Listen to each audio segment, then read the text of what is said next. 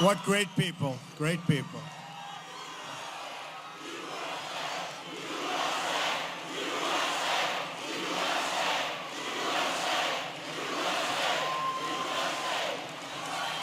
I'm here today for one main reason, to say thank you to the great, great people of Iowa. You went out and pounded, and I mean pounded, the pavement. You organized your fellow citizens and propelled us to victories at a grassroots and every other level. We have a movement the likes of which this world has never seen before. Never seen before. I also want to give a very special thanks to our veterans. A lot of veterans in this room. Thank you. Thank you. Service members, military families, unbelievable people. Yesterday was the 75th anniversary of Pearl Harbor, and a reminder of the countless Americans who made the ultimate sacrifice for this and our country. America's men and women in uniform are the finest and bravest the world has ever known. And by the way, folks, we are going to be building up our military. It will no longer be a depleted military, I promise. So to all serving in our military and to all veterans who wore the uniform before, I say to you now on behalf of a very, very grateful nation, thank you, thank you, thank you. We're in your debt. And we will never, ever let you down. Never. We'll honor your service, your sacrifice, and that really begins with defending and respecting our American flag.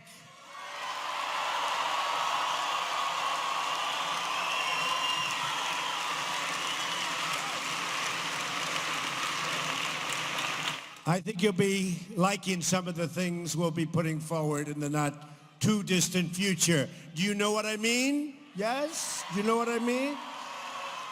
When Pearl Harbor was attacked, one man who immediately enlisted to defend his country was John Glenn.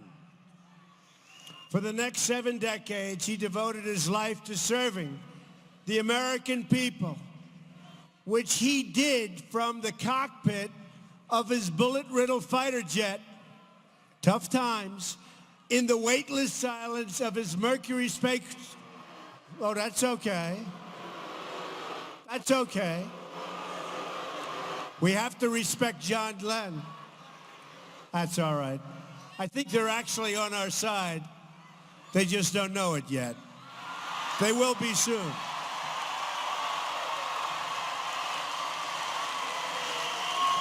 But John was also in the weightless silence of his Mercury spacecraft and later in the halls of the U.S. Capitol. Our nation mourns the passing of one of our great heroes.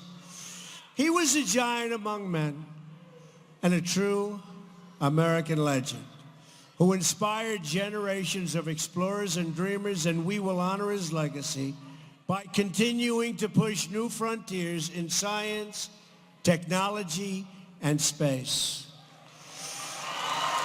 In filling my cabinet, I'm looking for people who fully understand the meaning of service and who are committed to advancing the common good. One such man who, by the way, our country has fallen in love with is General James Mad Dog Mattis. He doesn't lose. He doesn't lose. We were together last night. He's a great guy. A general's general, they call him. Earlier this week, I formally announced my plans to nominate him as your new Secretary of Defense. I believe we're in the process of putting together one of the great cabinets that has ever been assembled in the history of our nation. Do you like it so far, everybody? I also want to take this opportunity to thank your great senators. Chuck Grassley, great guy, really great guy. And a woman I've gotten to know very well, a tremendous woman, phenomenal person. That's right, Joni Ernst. They're going to be tremendous partners in the Senate. And they're right now in Washington, D.C., working very hard on something that's very interesting. But they are tremendous, two tremendous people. They never wavered. You know, we had some people, they would waver, right? Waver. And as long as they came back sometime prior to the vote, they're all right. But we don't like people that waver, right? Those two didn't waver. I'll tell you who else didn't waver. Your governor did not waver. I want to tell you that. He didn't waver. Not even a little bit. And soon I'm going to invite onto stage one of the newest additions to our administration, a man you know well. One of the most important relationships we must improve, and we have to improve, is our relationship with China.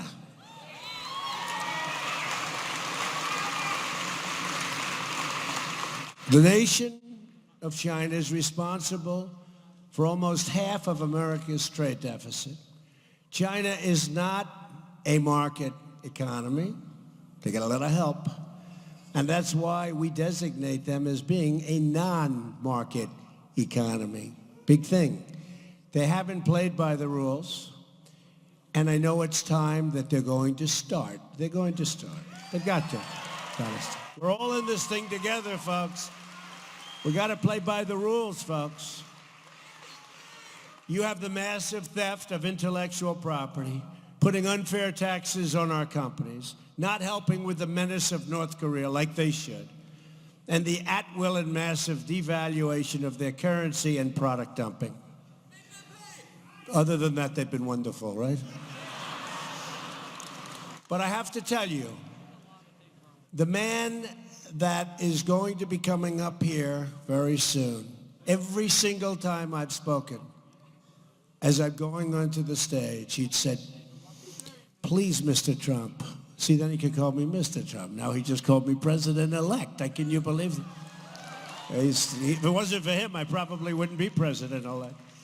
But he always would say, Mr. Trump, Donald, don't say anything bad about China when you're in Iowa. Okay? I said, why? Because I have so many friends there. I like them and they like me. And we do well with China. We do well with China. So when it came to thinking about the ambassador to China, right? I started saying, now wait a minute, this is big stuff. And I can't tell you how many people wanted that position. You know, it's not bad. You go over there, you live like a king. But he's not looking to live like a king. He and his beautiful wife came to my office the other day. They're looking to work on that relationship because he knows the people and the leaders in China for so many years. He knew your current leader years ago, and he said he will be the ultimate leader when he was just a young guy. But you have a very special man. And I just want to tell you officially, the man I have chosen as our ambassador to China is the man who knows China and likes China. Better to like China if you're going to be over there. Do we agree? And knows how to deliver results.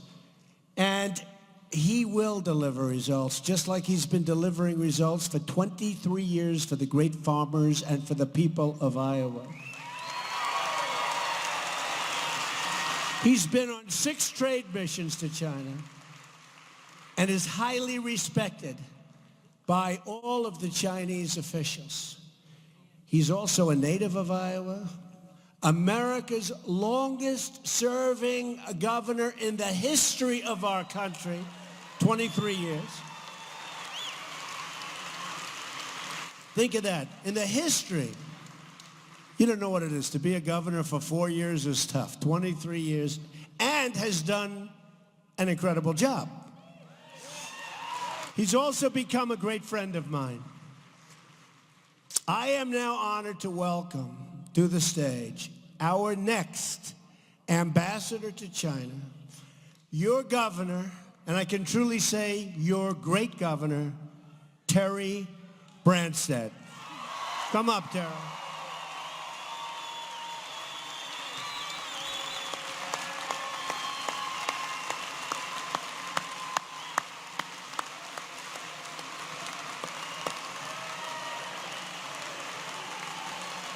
This is a big room.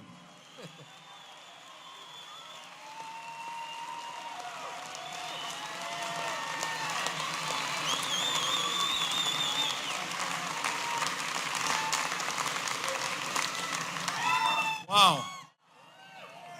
President-elect Trump. Fellow Iowans. It has been a great honor and privilege to serve the people of this state, and thanks to our great new president who's going to make America great again, I am very proud to serve America in this very important role. Thank you very much.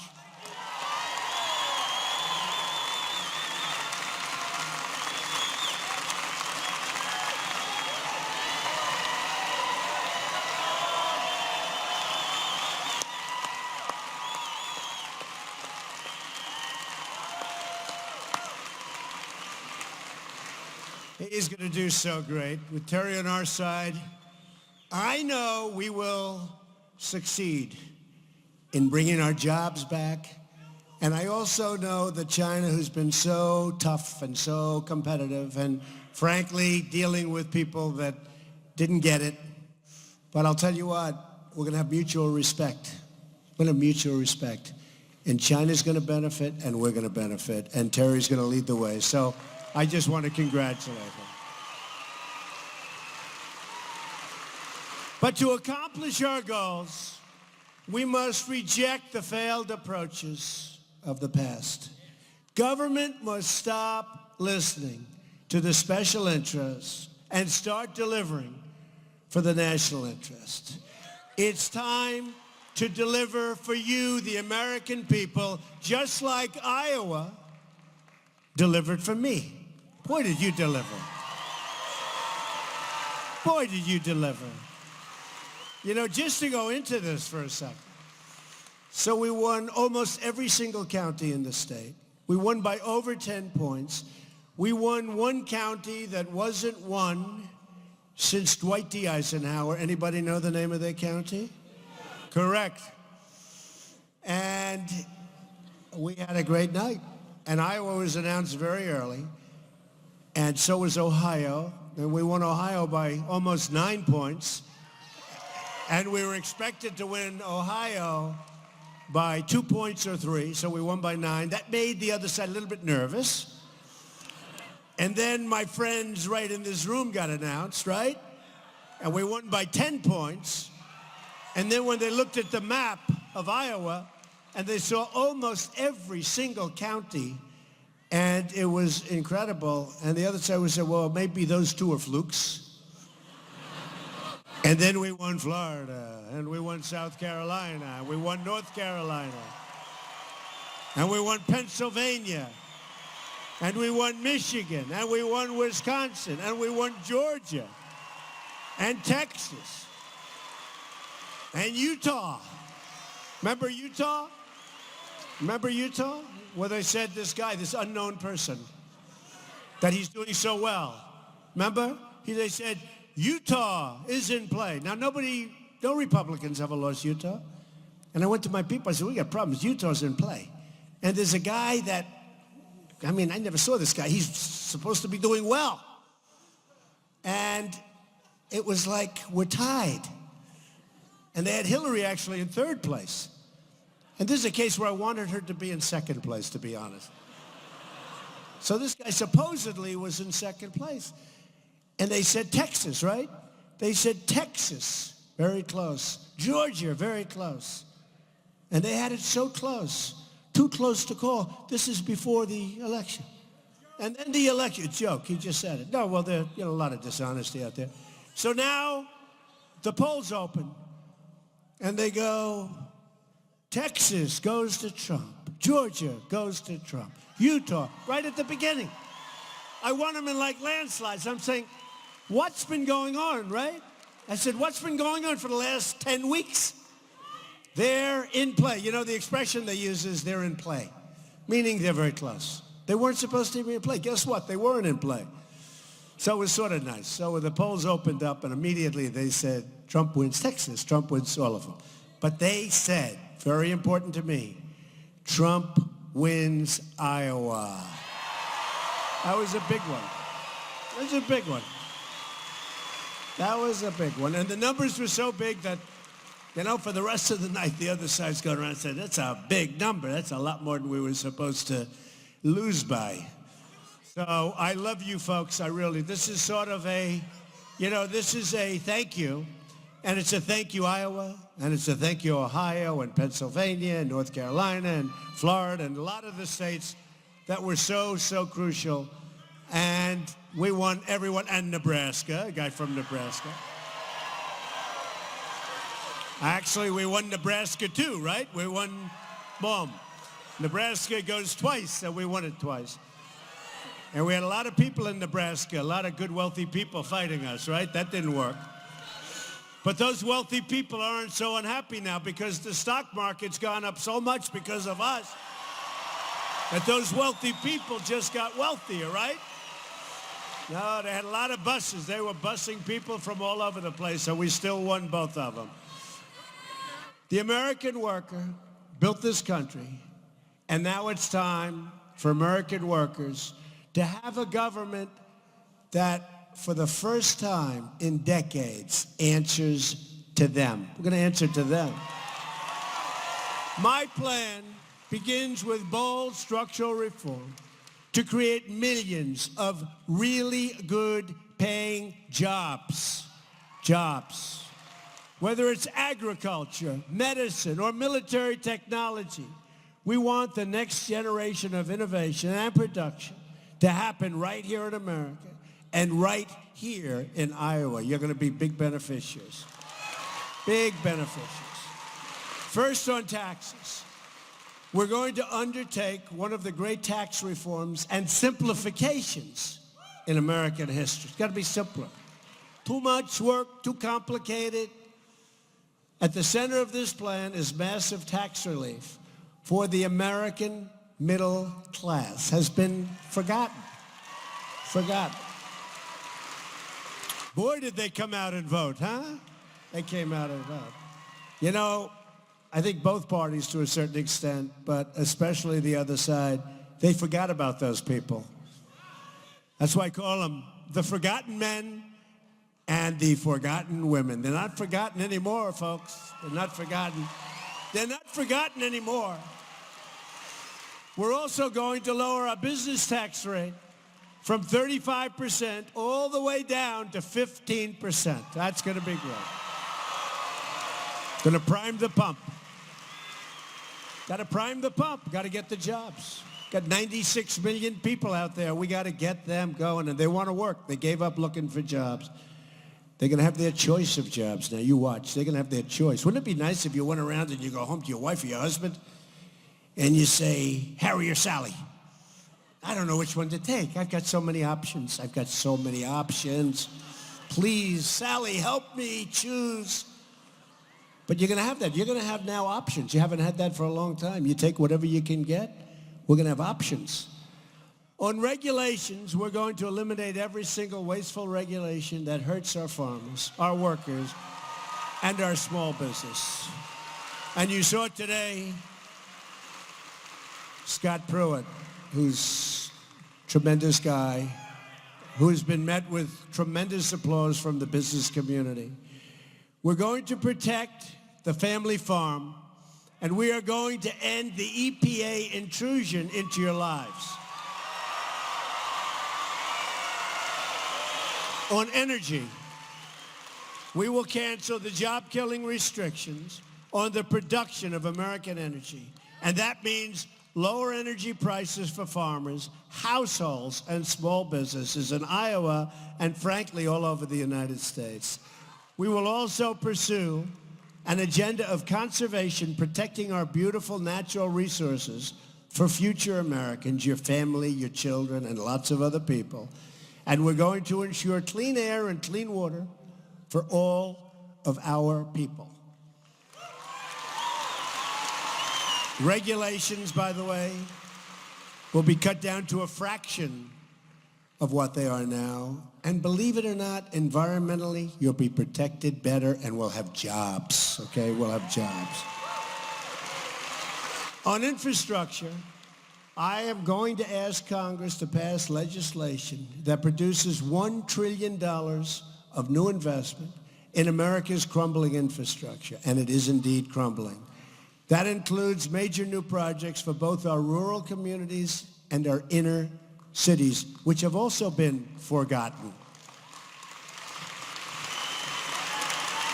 And we will put our people, not people from other lands, our people back to work in the process, okay? It's time to help Americans get off the welfare and get back into the labor market, and they're going to want to do it. They're going to want to do it. Rebuilding this country with American hands by American workers. We're going to do it. We're going to have people that haven't worked for years. They're going to love working. They're going to love it. They're going to be incentivized. My administration will follow two simple rules. Buy American and hire American.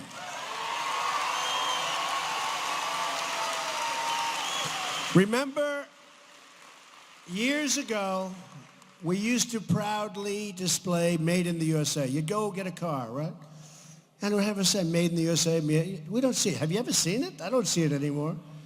We ought to start doing that. Any of the manufacturers, and we're doing a lot of talking to a lot of companies that we're thinking about leaving. And I'll tell you, I don't think they're going to be leaving so fast anymore. They're not going to be leaving so fast anymore. Because we love our companies, and we love it when they're employing thousands of people. But we don't love our companies when they leave and go to another country and think they can make their product and sell it back into our country like we're a bunch of fools, like they've been getting away with for the last 35 years. Not going to do it. No, there are going to be consequences. When they want to leave, I wish them well. I always say, enjoy your new plant, enjoy the very hot weather. But if you think you're going to be coming through what will soon become a very, very strong border, no, not going to happen so easy. We're not going to be the stupid people anymore, folks. We're not going to be the stupid people. Because from now on, it's going to be America first. Going to be America first. Very simple. You know, some of the deals made, and I've been studying them. I actually like reading deals. Do you believe this? I don't know what that is. But I've been studying some of these deals. They're horrible. They're inconceivable. But we're going to have some great news for you in the very near future. On trade, our trade deficit, now nearly $800 billion a year. Think of that. We trade. Everyone says, oh, we want to trade. I want to trade. I'm a free trader. But it has to make sense. You don't want to trade if you can lose $800 billion a year. It's a chronic drag on growth and a total destroyer of jobs and the wealth of our country. So we don't want that anymore. And by the way, some of the people I put on to negotiate, you've been noticing, are some of the most successful people in the world. And one newspaper criticized me. Why can't they have people of modest means? Because I want people that made a fortune. Because now they're negotiating with you. Okay? It's no different than a great baseball player or a great golfer. I mean, we want the people that are going to bring, and they're so proud to do it. These people have given up fortunes of income in order to make $1 a year. And they're so proud to do it. And you watch what's going to happen. It's going to happen fast, too. It's going to happen fast. It's going to happen very fast. And we've been given tremendous reviews on the people that we've gotten. That's why we will renegotiate our trade deals, stop the product dumping, the currency manipulation, which is totally out of control, which, by the way, makes it impossible for our companies to compete, and defend every last American job. But we're going to do it. It's going to be fun. I actually love calling these companies. I say, give me a list of 10 companies that are leaving. And I actually love calling these companies and saying, hi. And I get the president of this company. And I say, hi, how you doing? Oh, hello, Mr. President-elect. Congratulations. Yeah, congratulations. By the way, while we're on the phone, don't leave. Please don't leave. Please. And we've had great success. You'll be seeing a lot more success. On the military, we will show the whole world that America is strong again. We're going to have a very strong military. I mean, there's rarely been a time when we needed a strong military and a smart military more than we have now, right? There's rarely been a time. We will rebuild our badly depleted military and ensure that our service members have the equipment, training, technology, and resources they need to get the job done. To get the job done. Now, I have to say this.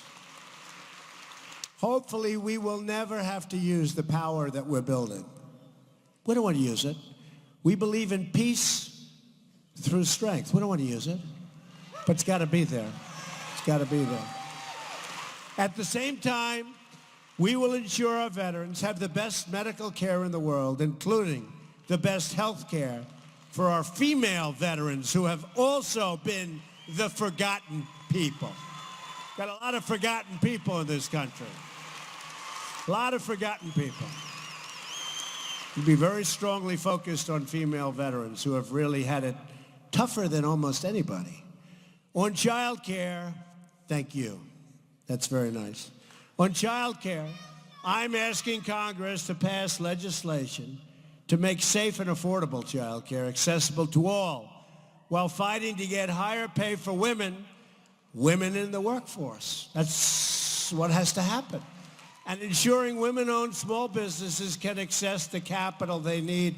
We're going to be working on plans for companies, not only women, but for companies to access the capital from banks. Right now, there is no capital. You can't get a loan.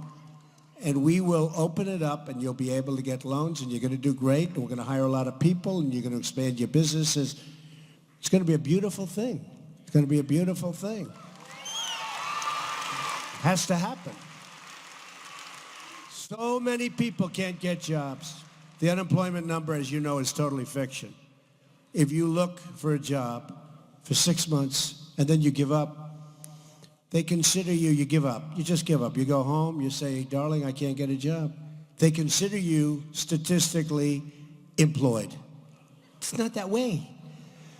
But don't worry about it, because it's going to take care of itself pretty quickly. We want to support every young woman in America who dreams of starting and owning a small business, because that dream has not been a dream for the last long period of time. On health care reform, and I want to tell you, and I want to thank the women, because I kept hearing for months, I'm not going to do well with women.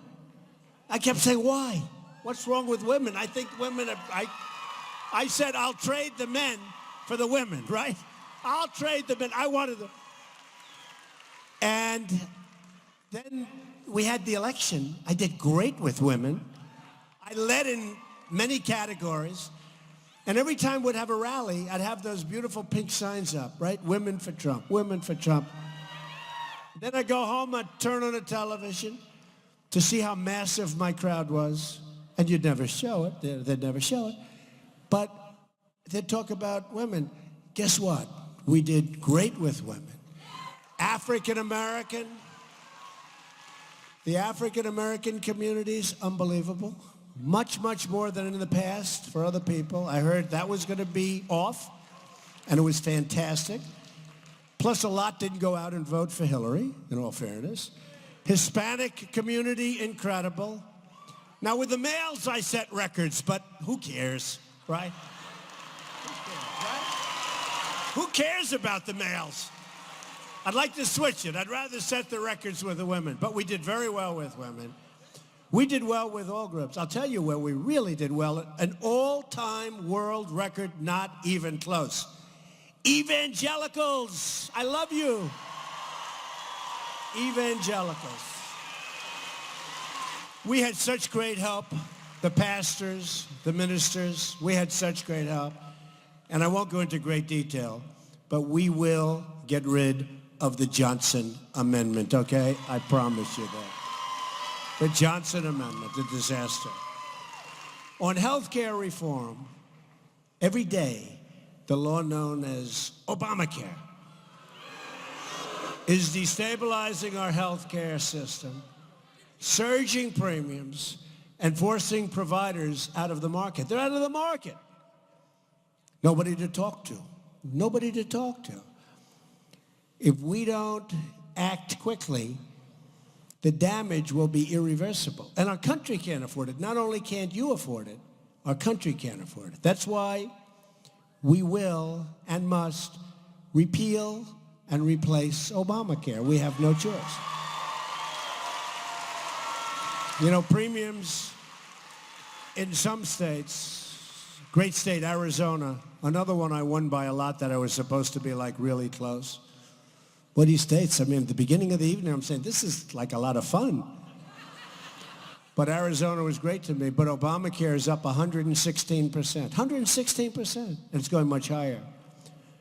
So we're going to get that taken care of. On crime, the murder rate has experienced its largest increase in 45 years.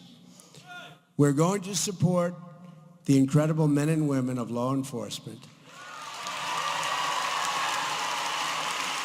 And we are going to bring this terrible crime wave to an end. On immigration, we will build the wall, and we will put an end to illegal immigration and stop the drugs from pouring into our country. The drugs are pouring into our country, poisoning our youth and plenty of other people. We will stop the drugs from pouring into our country. We will stop the drugs from poisoning our great and beautiful and loving youth, okay? We'll do it. And we have a man that we'll be introducing pretty soon, next week, who is going to do a phenomenal job called Homeland Security. Used to be a political appointment. Now it's like the most important appointment. And he's going to do a terrific job. And he and his people are going to keep you safe. They're going to keep you safe. Not going to be games. These are no longer political appointments. These are talented people, smart people, where they have to be. They're tough people. Is it okay to have some tough people when you need them, you know? Because the enemy is tough, right? I think the enemy's pretty tough, right? So I think we need some tough people. But we have smart people and great people. During this campaign, I had a chance to meet the incredible family of Sarah Root, an Iowa native killed at the age of 21 by an illegal immigrant who was released from custody 2 separate times. A Trump administration will stop the violence that is spilling across our border. And believe me, you've seen now, it is unbelievable how much there is. And we will fight to protect every last American life and life and life. During the campaign, I also spent time with American workers who were laid off and forced to train. the foreign workers brought in to replace them.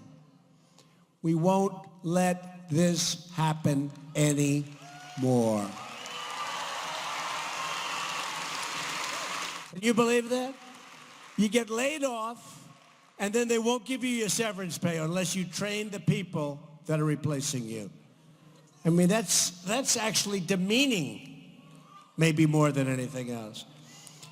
And you know the name of one of the companies that's doing it. I'm going to be nice because we're trying to get that company back. Don't forget, it's much harder when a company announced a year and a half ago. Some of these companies, like Carrier, they announced long before I even knew I was going to be running for president. By the way, are you glad I ran for president? I think so, right? What the heck? It's a movement. It's a movement. But that's a lot hard. It's very hard to tell somebody, we don't want you to leave. We don't want you to go to Mexico or wherever you're going. And they say, but sir, we've already built our plant. That's not a great position.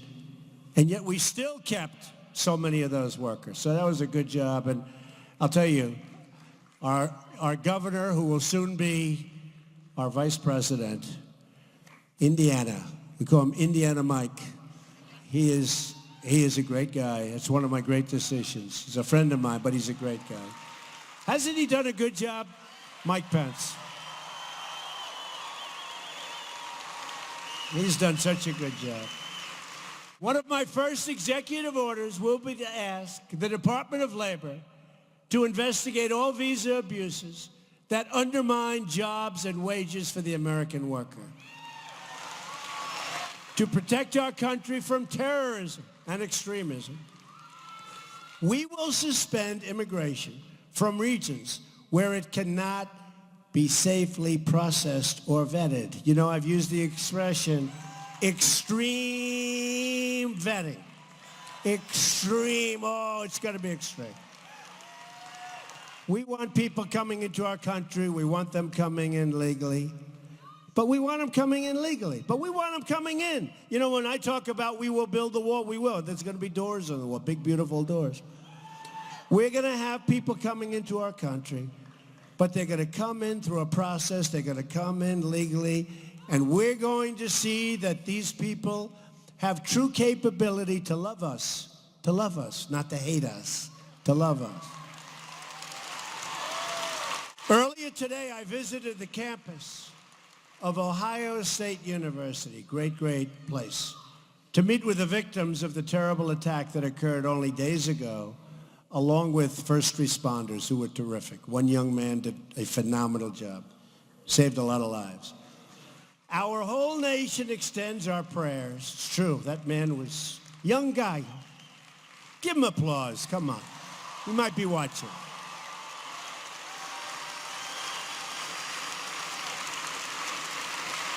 So our whole nation extends our prayers, our support, and really our solidarity, because we are solid. We are going to be together. We're going to be a strong, strong, together nation. You know, I was lucky enough to receive the Time Person of the Year. They used to call it Man of the Year, but they can't do that anymore, so they call it Person. They want to be politically correct. That's okay. And they talked about, heads up, a divided nation on the cover. They give me this honor. Then they have to go a little bit of this stuff. A divided nation. I said, I haven't been president. What are you saying that for? But you know what? We're going to bring the nation together. We're going to bring the nation together. We're not going to have a divided nation. And I want to applaud the university leadership and students for their response to the attack, and their police department really have done a terrific job. And it's swift, life-saving work. I mean, they have really been. It was incredible. I met them today. They were great people. This horrific assault is yet one more tragic reminder that immigration security is now national security. No more games, folks. No more games. No more games. A Trump administration will always put the safety and security of the American people first. It's going to be the American people first. It hasn't been that way.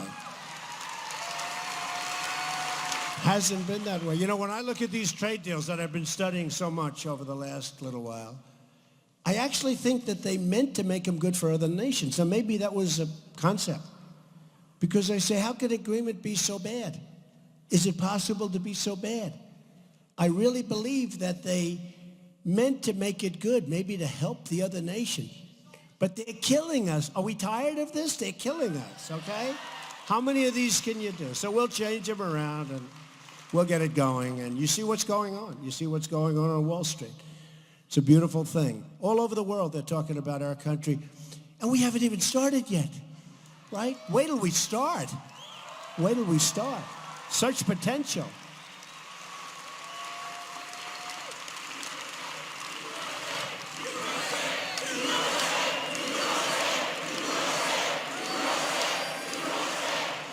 Thank you.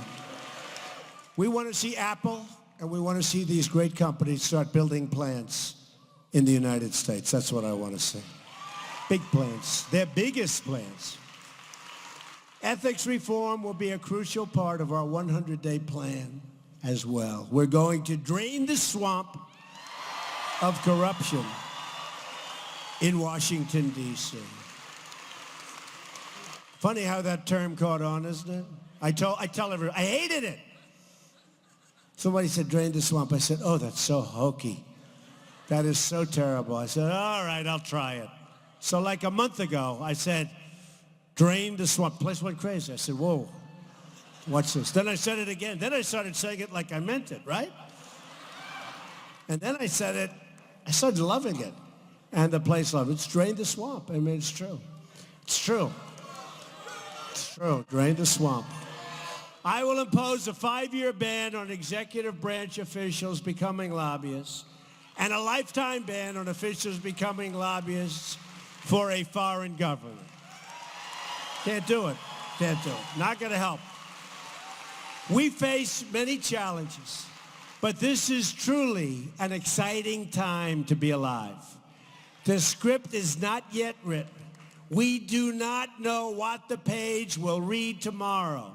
But for the first time in a long time, what we do know is that the pages will be authored by each and every one of you.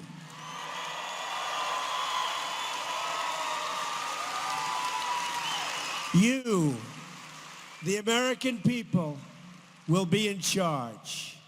Your voice, your desires, your hopes and aspirations will never again fall on deaf ears. You will be the captains of your own destiny. And that's what happened during this election. People came down and people came out. Great Americans, they love the country more than anyone. But they haven't voted in 20 years and 30 years. Some of them have never voted at all. And they came out and they stood in line for 4 hours and 5 hours. And all of these geniuses said, where did these people come from? Where did they come from? Oh, where did they come from? Where? We didn't know they existed. Where did they come from? Now they know, right? Together, we will raise incomes and create millions and millions of new jobs. We will lower taxes, unleash American energy, and bring thousands of new companies to our shores. And we won't let our companies leave. We will reestablish the rule of law and appoint justices to the United States Supreme Court who will uphold and defend the Constitution of the United States.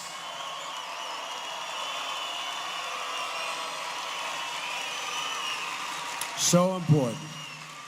You don't know what you did when you put me in this position, because now we are going to have just that one subject was so important. If nothing else, Supreme Court. I used to say, if nothing else, you know, they have the never Trumps, right? Never Trumpers, never Trumpers. By the way, they're on respirator right now. They're for the most part gone. We had a few never Trump, and now they call themselves only Trump, right? But I will tell you, I used to go into a room early on, and I have some never-Trumpers in there, I'd say, if no other reason, the Supreme Court of the United States, nothing else, forget about everything else, right? She knows. We will fight for great schools and safe neighborhoods.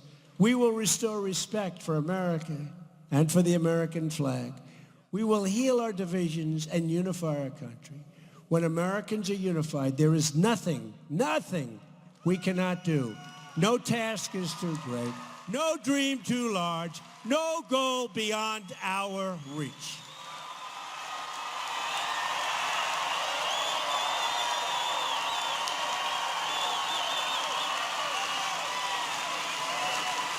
My message tonight is for all Americans, from all parties, all beliefs, all walks of life. No matter your age, your income, your background, I am asking you to join this incredible movement. I am asking you to dream big and bold and daring things for your country.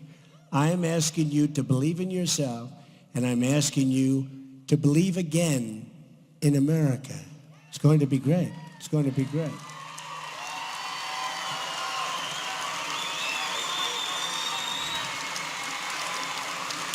And if we do that, then all together, we will make America strong again.